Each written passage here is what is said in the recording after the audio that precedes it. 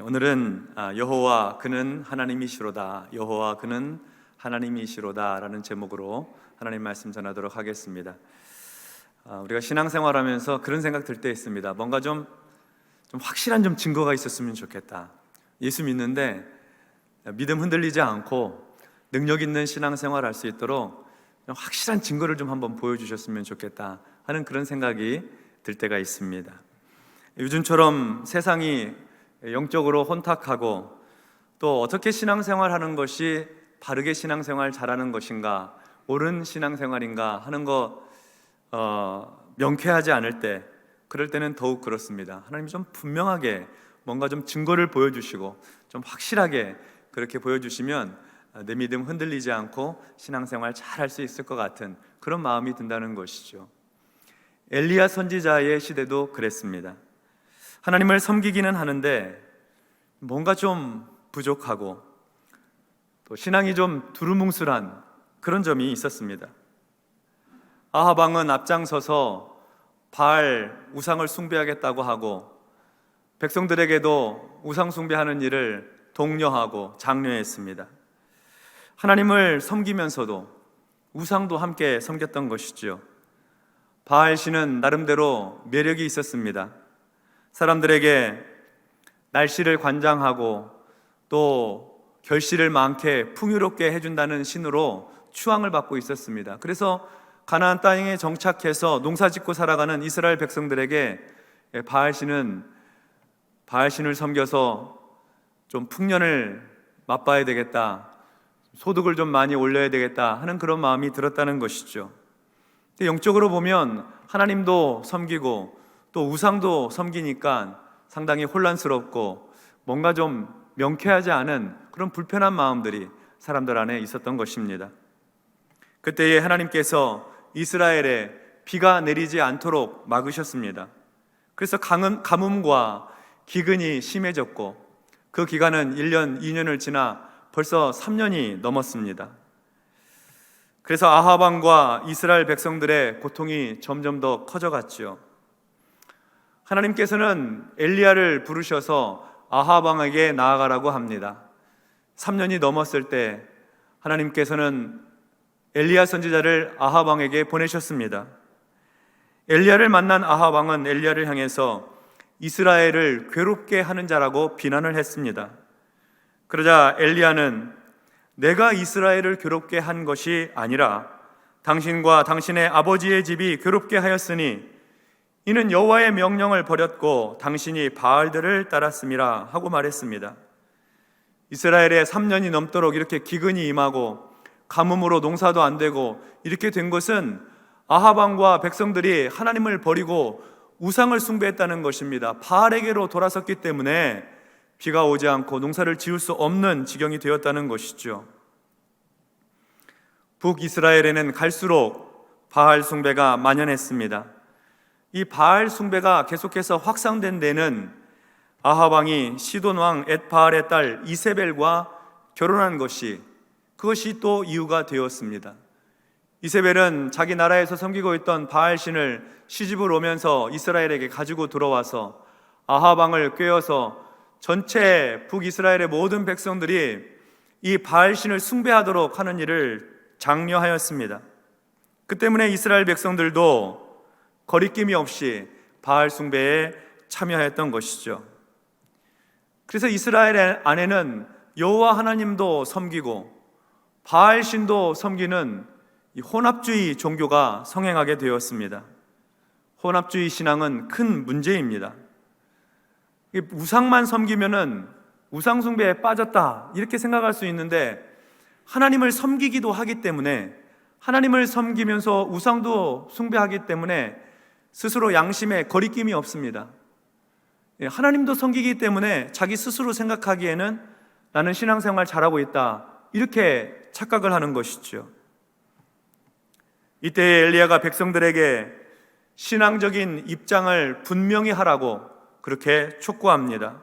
열왕기상 18장 21절의 말씀인데요, 엘리야가 모든 백성에게 가까이 나아가 이르되 너희가 어느 때까지 둘 사이에서 머뭇머뭇하려느냐, 어느 때까지 머뭇머뭇하려느냐, 여호와가 만일 하나님이면 그를 따르고 바알이 만일 하나님이면 그를 따를지니라 하니 백성이 말 한마디도 대답하지 아니하는지라. 백성들을 향해서 하나님도 섬기고 우상도 섬기고 있는데 둘 사이에서 머뭇거리지 말라는 것입니다. 하나님이 참 신이면 여호와 하나님 섬기고 바알이 참 신이면 바알을 섬기라는 것이죠. 엘리야는 아합 왕에게 요구를 해서 갈멜산으로 바알의 선지자 450명, 아세라의 선지자 400명을 모이도록 했습니다. 누가 참 신인지 영적으로 결판을 내려는 것입니다. 이스라엘 백성들도 그 갈멜산에 다 모였습니다. 엘리야가 그 판단하는 기준, 방법을 제시합니다. 송아지 2마리를 준비해서 바알을 섬기는 선지자들이 그 한 마리를 쥐해서 제단에 올려놓고, 그리고 엘리야도 송아지 1마리를 쥐해서 제단에 올려놓고 기도하는데 응답해 주는 신이 참 신이다, 그렇게 약속을 하고 갈멜산에서 제사를 드리고 기도를 하는 것입니다. 열왕기상 18장 24절에 보면 너희는 너희 신의 이름을 부르라. 나는 여호와의 이름을 부르리니 이에 불로 응답하는 신, 불로 응답하는 신 그가 하나님이니라. 백성이 다 대답하되 그 말이 옳도다 하니라. 그렇지요. 응답하는 신이 살아있는 신이죠. 살아있어야지 응답할 수 있는 것 아니겠습니까? 불로써 응답하는 신, 제단 위에 있는 제물을 불로써 임하여서 그 제물을 태워 응답하는 신이 참 신이다 하고 그렇게 제시하자 백성들도 그 말이 옳다고 동의하였습니다. 바알의 선지자들이 먼저 제단을 준비합니다. 송아지를 잡습니다. 제단 나무 위에 그 송아지를 올려 놓았습니다. 바알의 이름을 부르면서 불로써 응답해달라고 외쳤습니다. 바알이여, 이 제물에 불로써 응답하소서 외치고 외쳤지만 아무 소리가 없습니다. 아무 응답이 없습니다. 아침부터 정오까지 계속해서 그렇게 했습니다. 응답이 없자 이제 바알과 아세라를 섬기는 선지자들이 칼과 창을 가지고 자기의 몸을 찢으면서 피를 흘리면서 바알이여 응답하소서, 바알이여 응답하소서 부르짖고, 거의 사람들이 이제 미쳐 날뛰면서 피를 흘리면서 응답해달라고 부르짖습니다. 이교 신앙이 대부분 그렇습니다. 자기들이 섬기는 신의 마음을 감동시켜서 자기들이 원하는 것을 얻으려고 하는 것입니다. 그래서 어떤 희생을 하더라도, 어떤 양의 많은 제물을 바치더라도 신의 마음을 감동시킬 수 있으면 거리낌 없이 하는 것입니다. 자기 자녀도 번제물로 바치고 인신제사도 마다하지 않는 것이죠. 이교 신앙은 신의 마음을 바꾸어서 내가 원하는 것을 얻으려고 하는 신앙입니다. 신의 뜻을 변화시키려고 하는 거죠. 신의 뜻과 신의 마음에 내가 굴복해서 그 뜻을 받아서 내가 그 뜻에 순종하려고 하는 것이 아닙니다. 내가 원하는 것을 관철시키려고 하는 겁니다. 그래서 바알을 섬기는 그들은 자신의 몸을 그렇게 저녁이 될 때까지 찢고 상해서 피 흘림으로 정성을 보여서 바알로부터 응답받고 싶었던 것이죠. 그러나 아무 소리가 없었습니다. 응답하는 자가 없었고 돌아보는 자도 없었습니다. 살아있는 신이 아니니까요. 당연합니다. 시간은 저녁 소제 드릴 때가 되었습니다. 엘리야가 제단을 준비합니다. 이스라엘 모든 백성들을 제단 앞으로 가까이 나오게 했습니다. 엘리야가 무너진 여호와의 제단을 수축합니다. 무너진 여호와의 제단은 무너진 이스라엘의 신앙을 상징합니다. 다시 세워야 할 믿음입니다. 제단을 수축하면서 이스라엘 12지파를 상징함으로 돌 12개를 취하여 제단 위에 그 돌로 제단을 쌓았습니다. 그리고 제단 위에 나무를 버려놓고 송아지는 잡아서 각을 떠서 그 나무 위에 제물을 올려 놓았습니다. 그리고 제단을 돌아가면서 도랑을 팠습니다. 농사 지을 때나 파는 도랑을 깊이 파고 씨앗을 뿌릴 만큼 그렇게 제단 주변에 도랑을 팠습니다. 그리고 이스라엘 백성들에게 요구합니다. 통 넷을 주면서 이 통 안에다가 물을 좀 가득 받아오라고 합니다. 통에 물을 가득 받아왔습니다. 그 통에 있는 물을 제물과 나무와 제단 위에 쏟아 붓습니다. 그리고 다시 빈 통을 백성들에게 주면서 이 통 안에 물을 다시 가득 담아오라고 합니다. 다시 또 네 통을 그 제물과 나무와 제단 위에 붓습니다. 한 번 더 그렇게 하라고 합니다. 그래서 또 물을 갖다가 그렇게 제단에 부었습니다. 총 12통이나 되는 많은 물을 가져다가 제물과 제단 나무와 그리고 그 물을 다 부으니 제단 주변에 있는 도랑에까지 물이 가득하게 되었습니다. 이렇게 물을 가득 부어드린 데는 몇 가지 중요한 의미가 있습니다. 첫 번째로 함께 모여있는 이 갈멜산은 높이가 해발 500m 정도가 됩니다. 굉장히 높은 산은 아니지만 그렇다고 해서 만만하게 볼 높이도 아닙니다. 그곳까지 물을 길어 올려야 합니다.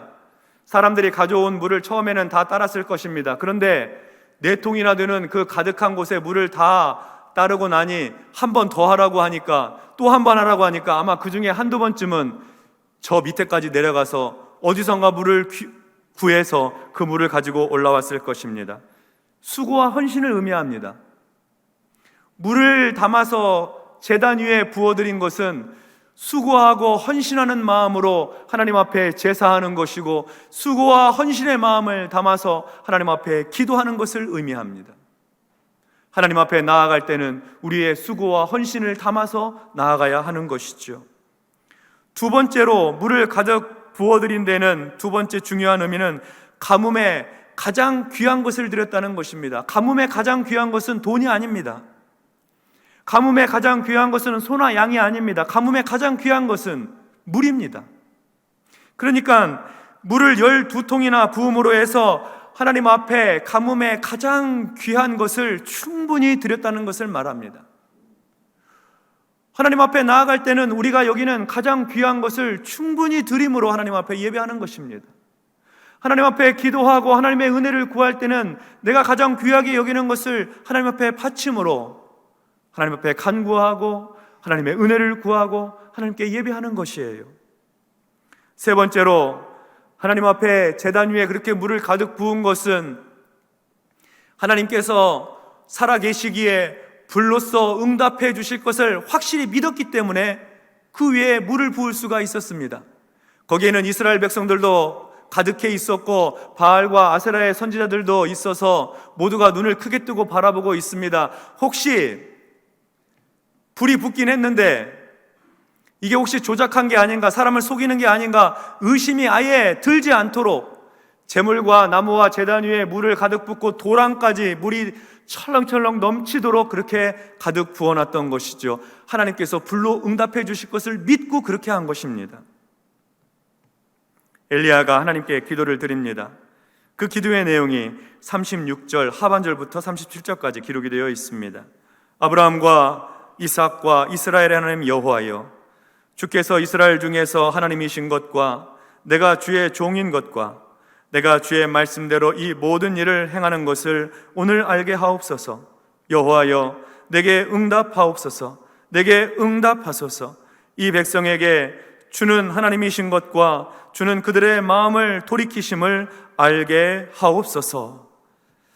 엘리야는 하나님 앞에 기도할 때 하나님께서 살아계심을 보여주옵소서. 하나님께서 참 신인 것을 이 모든 사람들에게 나타내 주옵소서. 이스라엘 백성들이 다시 하나님께로 돌아오게 해 주옵소서. 돌아와서 하나님만 섬길 수 있도록 우상을 버리고 둘 사이에서 더 이상 머뭇거리지 않고 하나님만 섬길 수 있도록 하나님 이 시간 풀로써 응답해 주십시오 하고 기도했던 것입니다. 영적 회복을 위한 기도요, 회개 운동을 위한 기도입니다. 하나님께서 엘리야의 기도에 응답해 주십니다. 38절의 말씀을 보도록 하겠습니다. 이에 여호와의 불이 내려서 번제물과 나무와 돌과 흙을 태우고 또 도랑에 물을 핥은지라. 하늘에서 여호와의 불이 내려왔습니다. 하늘에서 여호와의 불이 내려와서 제단 위에 있는 제물 송아지를 태웁니다. 나무와 돌과 흙을 태웠습니다. 그리고 도랑에 가득 찰랑거린 그 가득한 물까지도 다 태워버렸습니다. 누가 보더라도 하늘에서부터 불로써 응답해 주신 그 하나님의 응답이 이 모든 제단과 제물과 도랑의 물을 다 태운 것을 사람들이 확실히 알 수 있도록 하였습니다.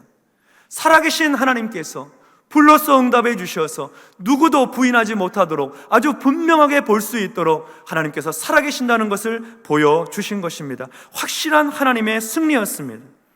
당연하죠. 하나님 살아계시니까요. 하나님께서 응답해 주시는 하나님이시니까요. 이에 대해서 백성들이 반응을 합니다. 백성들의 반응 39절의 말씀입니다. 39절 우리 한번 합독하도록 하겠습니다. 시작. 모든 백성이 보고 엎드려 말하되 여호와 그는 하나님이시로다. 여호와 그는 하나님이시로다. 아멘. 그들은 하늘에서 불이 내려오는 것을 눈으로 보았습니다. 불이 내려와서 제단의 제물을 사르고 나무와 흙과 돌을 태우고 도랑의 물을 가득 담아놓은 그 물까지 다 태우는 것을 눈으로 직접 보았습니다. 두려웠습니다. 하나님의 임재가 무서웠습니다. 그래서 엎드려서 하나님 앞에 고백하는 것입니다. 그들은 그동안 혼합주의 종교에 물들어서 자기들 편한 대로 하나님도 섬기고 바알도 섬겼습니다. 신앙생활 편하게 하는 쪽을 선택했던 것이죠. 이제 그런 이스라엘 백성들의 입에서 여호와 그는 하나님이시로다, 여호와 그는 하나님이시로다 고백이 터져 나오는 것입니다. 엘리야가 백성들에게 말했던 바 너희가 어느 때까지 둘 사이에서 머뭇머뭇하려느냐, 여호와가 만일 하나님이면 그를 따르고 바알이 만일 하나님이면 그를 따를지니라 한 그 말에 대하여 백성들 스스로 고백하는 것입니다. 여호와 그는 하나님이시로다, 여호와 그는 하나님이시로다. 분명한 믿음의 고백을 하는 것이지요. 바알은 신이 아닙니다. 농사를 관장한다고 믿었고 풍요로움을 제공한다고 믿었던 그 바알은 신이 아닙니다. 비를 내려주시는 분은 하나님이십니다. 하나님께서 이른 비와 늦은 비를 적당한 때에 주시고 곡식이 여물 때에 햇빛을 주시어서 농사를 짓게 만들어 주시는 것입니다. 하나님께서는 창조하시고 그리고 역사를 운행해 나가시고 우리의 사업에도 관여하시고 농사에도 관여하시고 우리 가정의 삶에도 관여하시고 우리의 모든 삶의 영역에 하나님은 관여하고 계시는 것입니다. 바알은 살아있는 신이 아닙니다. 하나님께서 살아계신 하나님이시고 그 하나님께서 오늘도 우리의 인생을 주관하고 계시는 것입니다. 지난 3년 동안 이스라엘이 경험한 것은 바알이 신이 아니라 하나님께서 참 신인 것을 경험하였습니다. 이제 곧 하나님께서 다시 비를 내려주실 것입니다. 농사를 짓게 해주시고 그리고 결실을 얻도록 만들어 주실 것입니다. 바알이 아닙니다. 하나님이 그렇게 하십니다. 그러므로 이제 이스라엘은 이 혼합주의 신앙을 버려야 합니다. 바알 우상 숭배를 철저하게 깨뜨려야 합니다. 사실 하나님께서는 출애굽한 이후부터, 그러니까 이스라엘 백성들에게 아주 처음부터 혼합주의 신앙 가르치셨습니다. 절대로 신앙생활 혼합주의로 하면 안 된다 하고 경계시키셨습니다. 심지어 하나님은 모세의 율법을 통해서 농사를 지을 때에도 씨앗을 섞어서 뿌리지 말고 옷을 짤 때에도 섞어서 옷을 짜지 말라고 그렇게 명령을 하셨습니다. 레위기 19장 19절의 말씀에 보면 너희는 내 규례를 지킬지어다 내 가축을 다른 종류와 교미시키지 말며 내 밭에 두 종자를 섞어 뿌리지 말며 두 재료로 직조한 옷을 입지 말며 신명기 22장 9절로 11절에서도 내 포도원에 두 종자를 섞어 뿌리지 말라 그리하면 내가 뿌린 씨의 열매와 포도원의 소산을 다 빼앗길까 하노라 너는 소와 나귀를 결의하여 갈지 말며 양털과 배실로 섞어 짠 것을 입지 말지니라. 밭에도 씨앗을 섞어 뿌리지 말고 짐승의 종류가 다른 짐승을 서로 교미시키지 말고 그리고 밭을 갈 때 쟁기를 끄는 소는 소끼리 나귀는 나귀끼리 끌게 하지 소와 나귀를 결의해서 갈지 말라. 옷도 서로 다른 종류를 섞어 짜지 말라. 일상생활에서도 그렇게 섞어서 하지 말아야 되고 영적으로는 더욱 하나님을 섬기는 일과 우상 숭배하는 일을 혼합해서 하지 말라. 절대로 그렇게 하면 안 된다. 하나님께서 경계시키시고 준비시키시고 명령하셨던 것입니다. 하나님도 섬기고 우상 숭배도 하고 그렇게 하지 말아야 된다는 것이죠. 요즘 말로 하면 하나님도 섬기고 재물도 섬기고 그렇게 하지 말라는 것입니다. 하나님도 섬기고 권력과 힘을 추구하고 권력 쫓아다니며 살지 말라는 것입니다. 하나님도 섬기고 음행하고 쾌락을 쫓아 살고 그렇게 하지 말라는 것입니다. 엘리야의 기도를 통해서 갈멜산에서 이루어졌던 이 영적인 싸움의 목적은 분명합니다. 이스라엘 백성들의 마음을 돌이켜서 바알 우상 숭배를 그치고 여호와 하나님만을 섬기도록 하려는 것입니다. 이스라엘 안에 만연되어 있는 우상 숭배를 철저하게 척결하려는 것입니다. 그래서 엘리야는 이스라엘 백성들에게 바알의 선지자들이 도망하지 못하도록 다 붙잡으라고 하였습니다. 40절 말씀 보겠습니다. 엘리야가 그들에게 이르되 바알의 선지자를 잡되 그들 중 하나도 도망하지 못하게 하라 하매 곧 잡은지라 엘리야가 그들을 기손 시내로 내려다가 거기서 죽이니라.